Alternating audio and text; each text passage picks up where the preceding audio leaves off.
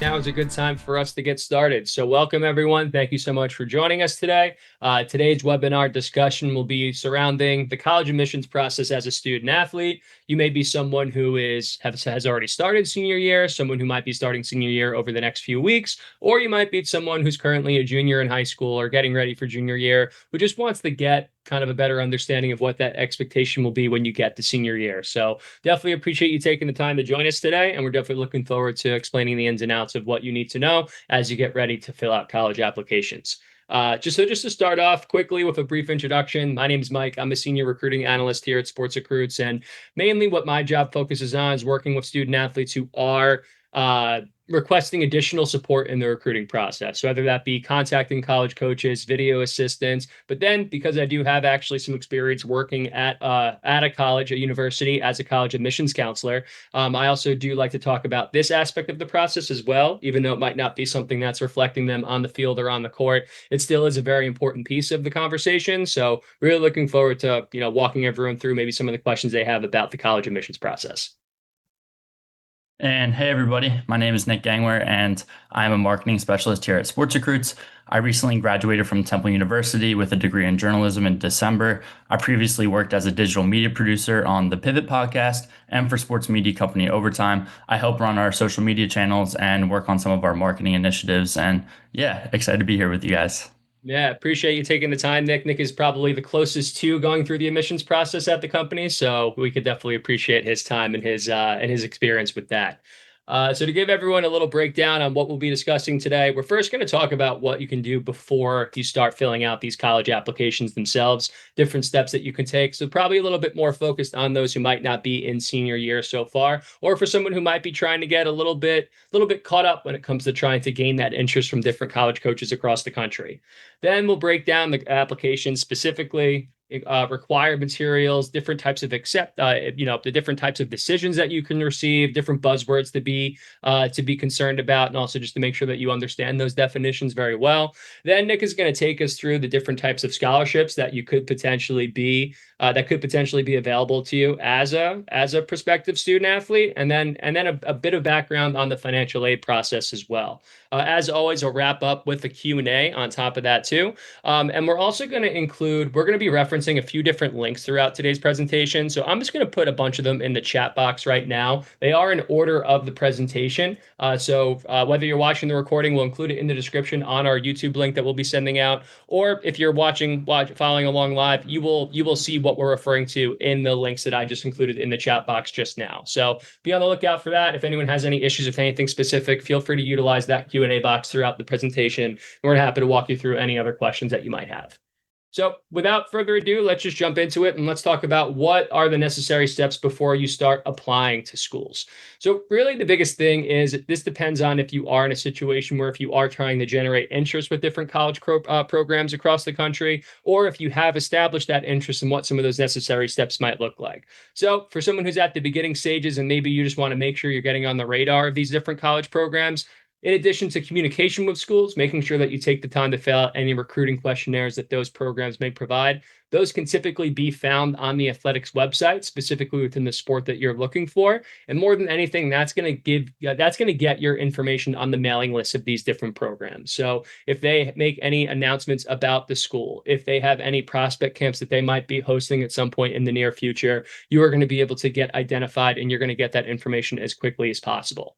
For those of you who are receiving interest from programs at the Division I or Division II level, the NCAA eligibility number is certainly something that you should look into. At this time, for U.S. citizens, I believe the charge to receive the number itself is right around $100. But basically what that is, it used to be notified as something called clearinghouse. But more than anything, you're just registering with the NCAA to guarantee that you are going to be academically eligible by the time that you become a college freshman. So again, if you're someone who's receiving interest from D3 schools, NAIA schools, you've committed to a JUCO, this is not something that is required, but D1 and D2 schools will require you to have this eligibility number prior to attending their school whenever the end of your senior year might be.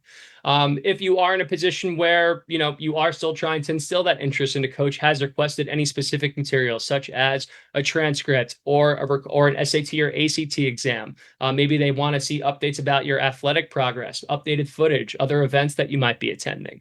Those are all great things to make sure that you get out in the open for these college coaches to see. And then also, if you haven't had a chance to see some of these schools, it could be a really difficult decision to determine what schools do make the most sense and, what places are going to give you that college experience that you're looking for. And it is pretty difficult to understand what exactly that might look like if you've never had a chance to see the campus for yourself. The fall semester usually is a pretty popular time for something like an open house, for example, where you can meet faculty members, you can meet coaches, you can take a really well done campus tour. So stuff along those lines could be a really great way. Where if you don't have a ton of background knowledge about a school, that's a great way to get caught up really quickly. And of course, if you do have an active SportsRecruits profile, making sure that that information is filled out to the best of your ability, in addition to doing that direct communication. But for those of you who are now in a situation where you are getting ready to fill out college applications at some point this fall, I wanted to briefly first go through the different types of applications that you might find yourselves filling out. So an individual application, that is obviously going to be something that is going to be coming directly from the school. You go on the school's website, you click the apply section, and they are going to take you to a direct link where you can actually fill out the application directly from there. But there also are a ton of colleges and universities that have application options on external websites.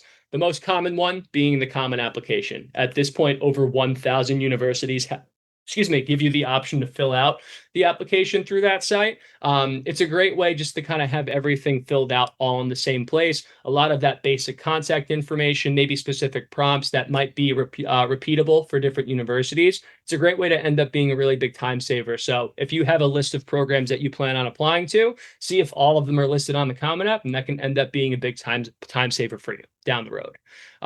The coalition application is similar to the Common App, where it just ends up not being as many universities. Probably has a little bit more of a high academic outlook on it more than anything else, but you'll see that we included links to both the Common App and coalition application if you wanted to see what schools do include the opportunity to fill out their applications through there.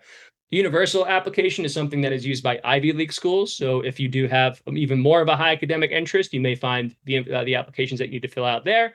And then, depending on where you live, you might have different state university applications. For example, where I live in New York, there's, I believe, a list of 10 to 15 different state universities of New York, where if you want to apply to multiple schools that are state universities, they have a SUNY application. Apply Texas is another version of that, where any state schools in the state of Texas would have all of those schools listed in one place. So again, if you're trying to be efficient about the application process, individual applications aren't as popular as I would say as they once were. I remember when I was an admission counselor, we still had the paper application people were filling out. That really is something of the past, I would say, at this point. But anytime you can try and just be more efficient and consolidate that basic info you need to fill out, definitely take advantage of those. Or if you're in a situation where you're actively speaking to a coaching staff or an admissions representative, see if they have a preferred site of where you fill out those applications as well. That's always a great way just to check in and confirm that you're going about it the right way.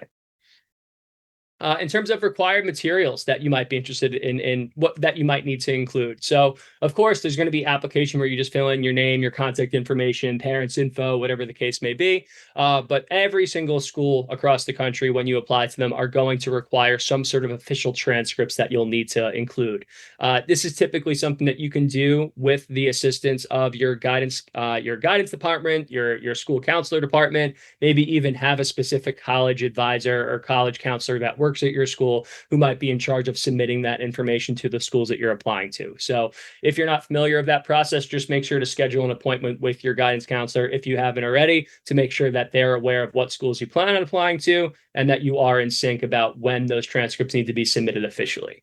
SAT and ACT exams are a little bit different because there are a number of schools that don't necessarily require that as something that you need to include, but you may have received feedback or you may have done really well in one of those exams, and it could be worth including that as part of your application. We'll talk about the different ways that colleges can look at that, can look at SATs and SATs and how they can kind of like compare if that's something that they would prefer to see or something that you wouldn't even want to include at all. But just know that over 2,000 four-year colleges are currently not requiring the standardized test. Again, it doesn't mean that you don't have to take it. A lot of times it's at least worth taking the exam to see if that is something that could be a benefit to your application in some way. College essays, usually you have some sort of prompt that you would need to complete where it would have to talk about something from your past or how you've dealt with adversity. And there's usually a list of 8 to 10 that you can probably utilize if it is something on the Common App, for example, where other schools might have something a little bit more specific about why do you want to attend this school? What is it about this school or this program that makes you most excited? So it could be one or it could be multiple writing materials that you need to include as part of your application, and that will be outlined very easily for each school that you're filling out an application for. And then supplemental materials, that really depends on the specific school you're reaching out to in terms of these are required as part of your application or something that you can include as just an additional information on your end. So that could be letters of recommendation from current teachers or current faculty members at your high school. Maybe you do some sort of volunteer work that you can include a recommendation letter from. If you have any sort of certificates, awards, or accolades that you think are noteworthy, I've seen some student athletes actually create an athletic or academic resume that they include when they send out their college application. So that could definitely be a route to include all that information in one place. Again, supplemental essays might be something in addition to that typical writing sample. And if you have any sort of community service hours or information to include on that in terms of how you give back in the community.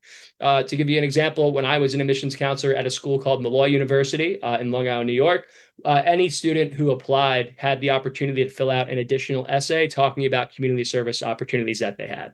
So whether that be required hours that they had due to National Honor Society, or they have a direct relationship with a nonprofit, based on that essay, that student actually had an opportunity to earn anywhere from $0 to $5,000 per year on top of any other scholarship money that they received. So not something that isn't necessarily going to be included in every school per se, but definitely something to keep an eye on for sure. So hopefully that gives everyone a better idea of kind of what that looks like. And these are examples of what typically is required as part of your application, and then some pieces that you might be able to add on top of it, even if it is recommended or not necessarily required. To quickly go through the standardized testing options, there are a couple of different terms to know for that as well. So a test-free school would mean that testing is not considered in a student's application. Another term that could be utilized for this is something identified as test blind. It might be used for a specific class placement per se, but it wouldn't have any, I guess, like control over what your decision is in terms of being accepted or rejected from the school. Not a very common outlook. I would say the most common, the common option that we see as test optional at this point, where it means that test scores are not required, but it would be considered if you submit them. So if you're someone who has a really high GPA, but you just ended up not scoring as well as you would like on an SAT or an ACT, you might be someone who would be in a better position to not include your SAT or ACT standardized test as part of your application. If you aren't sure, make sure you are reaching out to your athletic advocates to see if they can give you any sort of assistance or advice on the best way to go about it. Or if you are in active communication with the college coach at the program that has an interest in you, see if they can give you any sort of feedback on what would be the best route for you moving forward. Test flexible, again, something that isn't as popular, but some schools will say a test score is required, but you can choose which ones to submit. But you might be able to use something outside of the SAT or ACT as well, such as an AP exam or an IB exam if your school provides that as an option too. So a lot of buzzwords, a lot of different things that we've covered here, but we just wanted to give a kind of a high level outlook of the different ways that you might be in consideration with these schools and the different types of things that you might hear when you are going through the submission process of filling out these applications. Nick, I didn't get a chance to, it looks like there might be a couple of questions that popped in. Is there anything that we should pause for now and maybe answer quickly? Yeah, so one of these questions is, should you send college coaches transcripts directly, even though they're uploaded to your SR profile? If you want to answer that. Yeah, I think it definitely could be a benefit. I think if it's a situation where it really depends on where you're at in the conversation, right? Yes, they are available on your profile, but sometimes coaches will specifically ask you to send send an attachment or send a document of that info so they can easily forward that over to someone at the school that would need that information, such as an admissions representative. So if it's not being requested specifically, you can always reach out to the coaching staff and say, hey, coach, I'm not sure if you've seen my grades so far. Just so you know, it is available in my profile, but I'm happy to follow up with an attachment if you need. So that would probably be my recommendation on how to handle that. Cool. Application deadlines. So this is also something to keep in mind. We always are huge proponents of applying as early as you can because that is always going to put you in the best position to receive an answer faster. And it also might help with different merit-based scholarships that you might be in consideration for too, which we'll talk about in a little bit.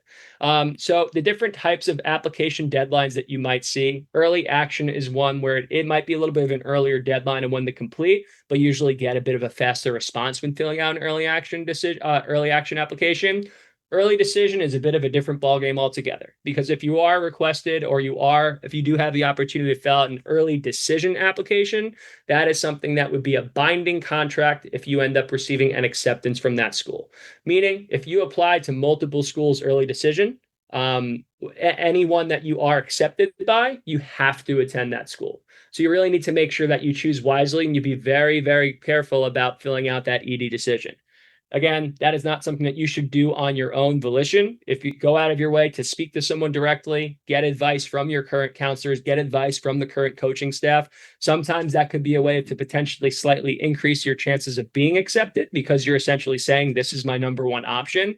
So you should never be in a spot where you're using the early decision application for multiple schools. It should be for a dream type of scenario school, or it should be something that you've explicitly been told to do. So definitely be careful on that side of things. It could be, it definitely could be a little bit of a dangerous game if you haven't had that direct conversation first. But just know, early decision one, early decision two. If you receive acceptance, you are committed to that school no matter what, even if you're accepted to 10 other schools that you like better. So really be careful about that early decision for sure. Rolling admissions means that there is no set deadline and basically means that students are accepted until programs have been filled. You can see this with a really popular major, such as nursing, for example, where they only might have X amount of seats that they can bring in. So they don't necessarily have a set deadline, but once they have X amount of students, submit that tuition deposit and basically guarantee their seat in that program, then they won't be accepting any more applications for that specific time of the year. So fall 2025, for example. And regular decision works a little bit differently. Usually there's some sort of deadline around January, February, and you probably wouldn't receive your decision until March or April, depending on how quickly they can turn around those responses for you. But at the end of the day, applying early is always going to put you in the best position, even if it isn't an early action or early decision application. The different types of responses you can receive. Of course, if you're accepted, that's ultimately what we want to hear, right? So congratulations for anyone in here who is going to be getting some acceptances here over the next few months. Again, just to really reiterate the point of an early decision is that an early decision is binding, where an early action is not binding. So just make sure you have a good understanding of the difference between those two. And then there's also the option to potentially be waitlisted or deferred. Waitlisted means that you haven't necessarily received a yes or no answer. They just basically need to sort out how many seats are going to be available, and then they'll get back to you with your official answer at some point down the road.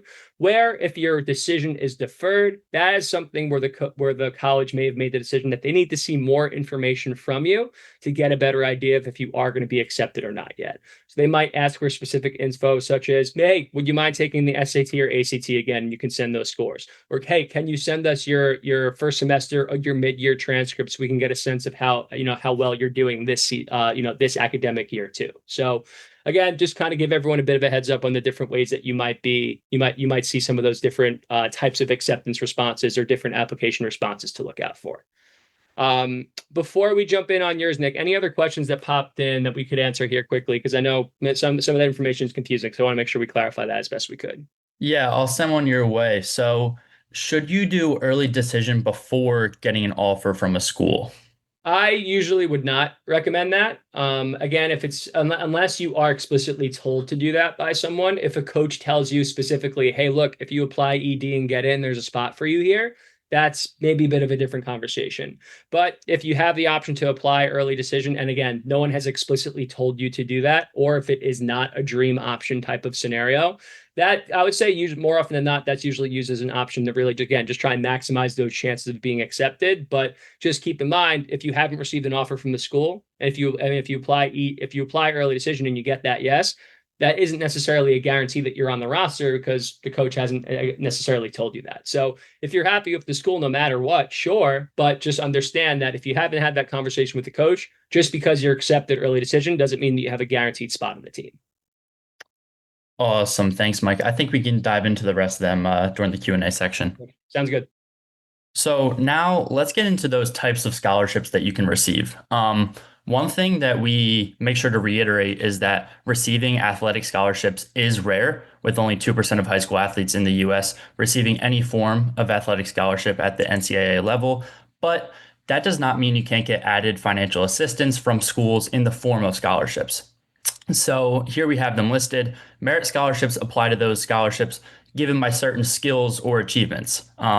Academically based scholarships refer to high GPAs, standardized test scores, class ranks, or some combination of those. Community service based scholarships recognize students making impacts through volunteering.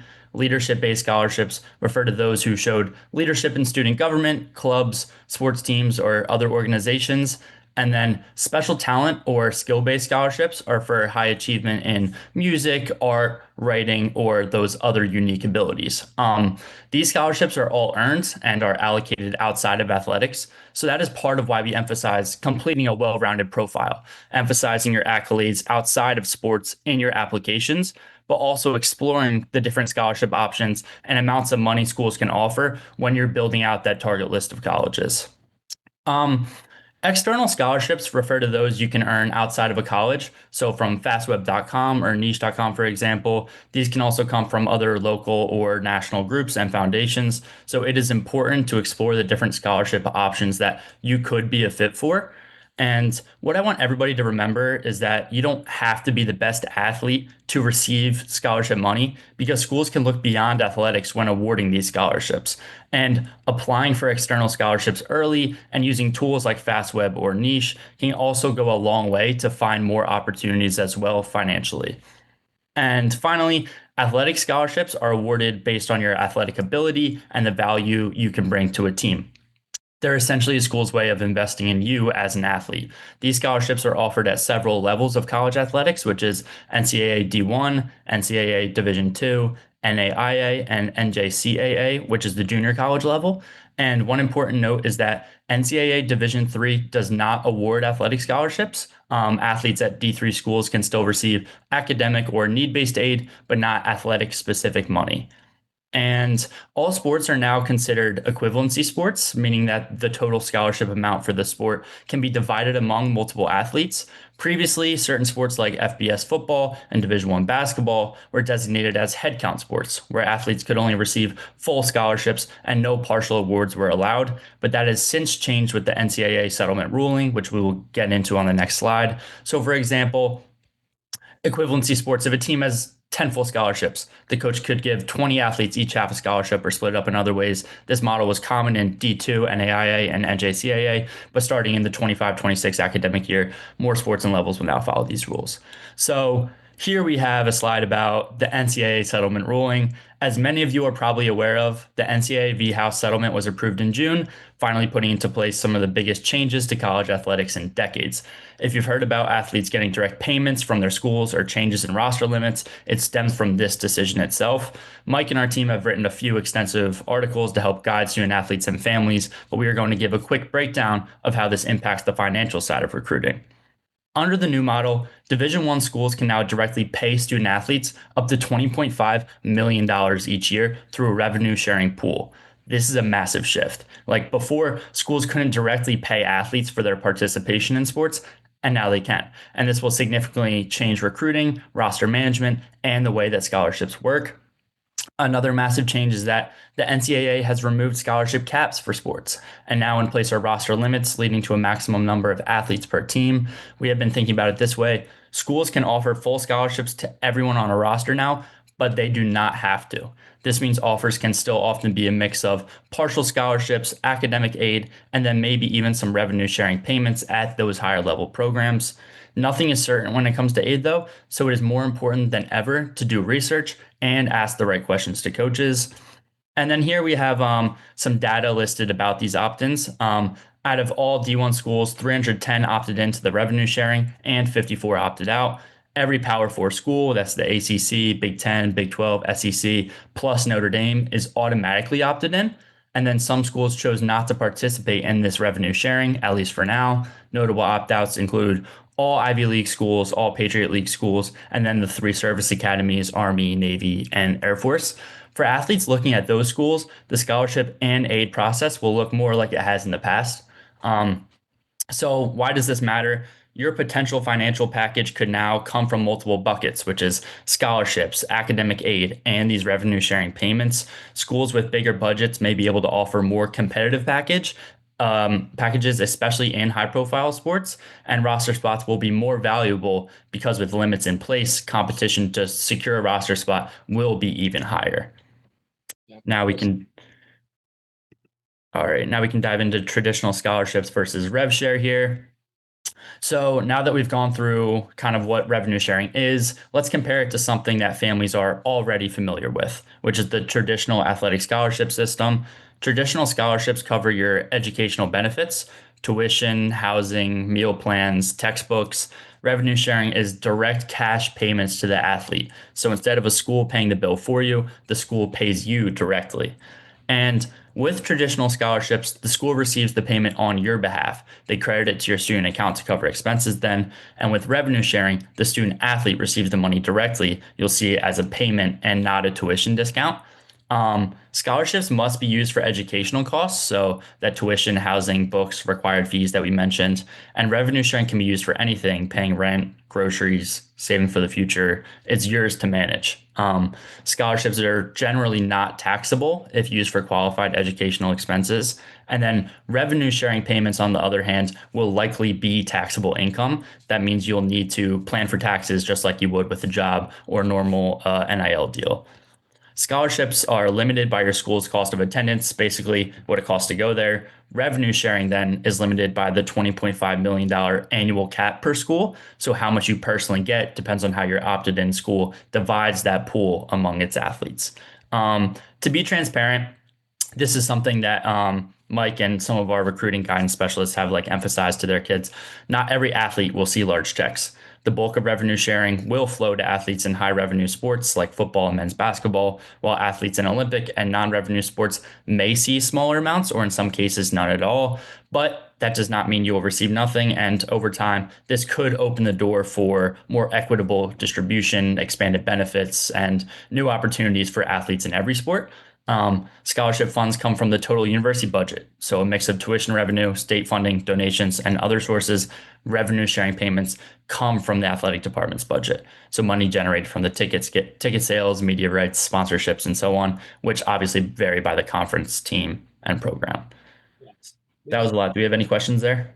Yeah, I'm not, if maybe you can pull up because I can't see them since I'm sharing the screen, but while you are looking at some, Nick, I think just stressing that importance of, yes, this is a major shift in college athletics, but the large majority of student athletes are probably not going to be in this situation where, not in addition to negotiating scholarships, they're also going to be negotiating how much money they might be receiving from the school directly. Yes, there are going to be athletes that will be having those discussions, but the overall large body of student athletes as a whole, you're going to be more so more so connected to that traditional scholarship model that Nick just explained on the left side of your screen here. That revenue sharing component, you really are. It is kind of like that small population of high revenue generating sports, Division I football, Division I basketball on the men's and women's side. Yes, there are going to be opportunities outside of that, but that's where we see anywhere from 70 to 90% of that $20.5 million Nick is referring to. Those are really going to be the 2 to 3 sports that we see a large amount of that money being allocated to at this point. Yeah, so that answers one of the questions here. Is the $20.5 million the total for each school for all sports, or is it that the amount per sport? That's for all of the sports. That's their total budget that each athletic department can allocate towards their programs, like in total.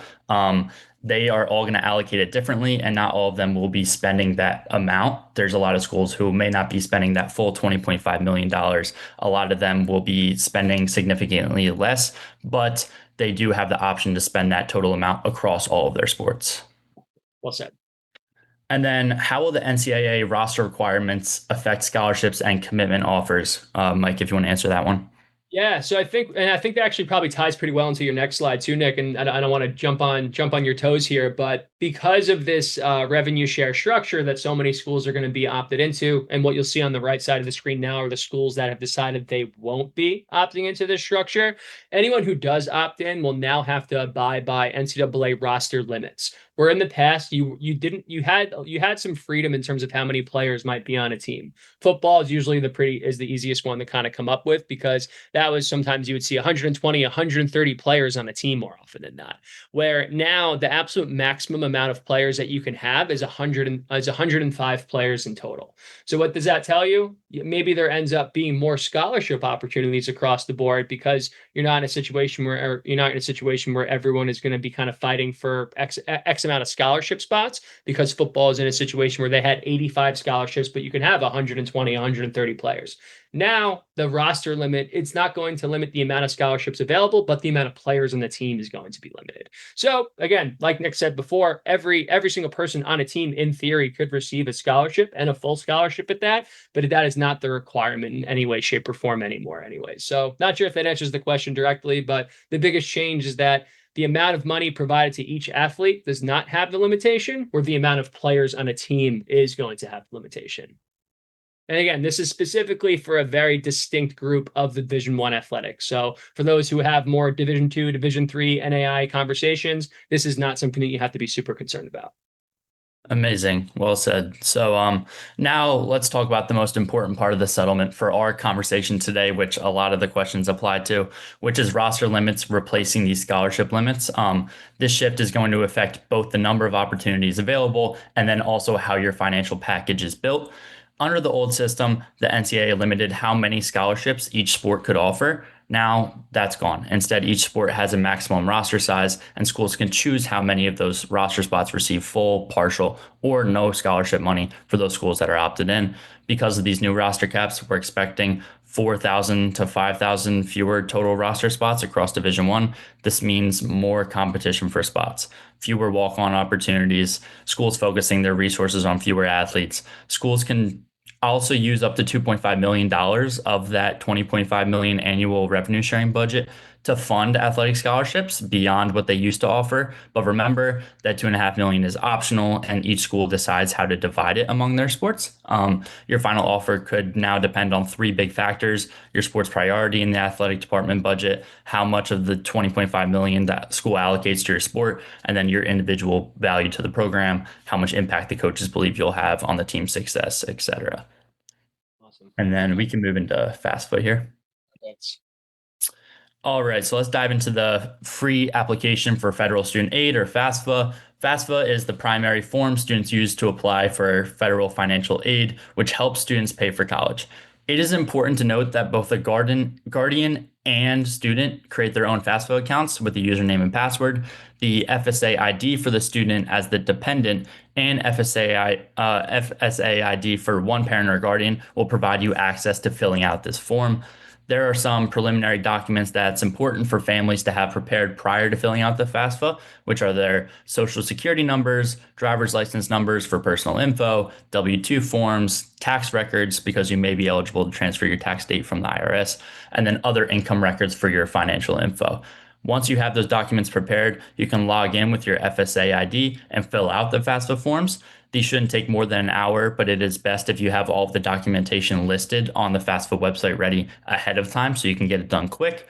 The net price calculator is a tool available on a college or university's website that allows prospective students to enter info about themselves and find out what students like them paid to attend the institution previously. It takes into account grants and scholarship aid and is a great resource for families wanting to get ahead of budgeting prior to their FAFSA results. And the student aid index is a quick form that gives you a ballpark number around if you will be eligible as a student for federal and institutional aid, and can give you a scope of what may be available on the SAI scale. The student aid index is calculated from info provided on the FAFSA with factors like household income, assets, family size, and more. And then all in all, the earlier you fill out the FAFSA, the better chances you'll have at getting a good package. The cycle for the 25-26 academic year ends on June 30th, 2026, and the full cycle for the 2026-27 academic year opens on October 1st, 2025, but it's also important to check with your state or region's rules as well. yeah. Big thing to add on to that too, Nick, I would say also is that you don't need to fill out your application to a school prior to submitting your information through FAFSA. So if you did want to submit that, even if you haven't necessarily 100% completed your actual application to a program, you are allowed to submit that. So just keep that in mind. And again, just make sure you are leaning on those guidance counselors or college counselors, anyone who is an advocate for you throughout this process, especially if your family's going through this for the first time. You just want to make sure that you kind of have like the most support possible when you are talking about tuition is not cheap in a lot of colleges across the country. So you want to make sure you're going about everything the right way for sure. Yeah, so we have one question here that applies to it. One I can answer: when should juniors fill out the FAFSA? We say as soon as it's live. You obviously check with your state or region's rules, but it's early. It's better to get it done earlier than later. But then you can answer this one, Mike. If you fill out FAFSA as a junior, do you update it again, or do you fill out another as a senior, or is it just one and done?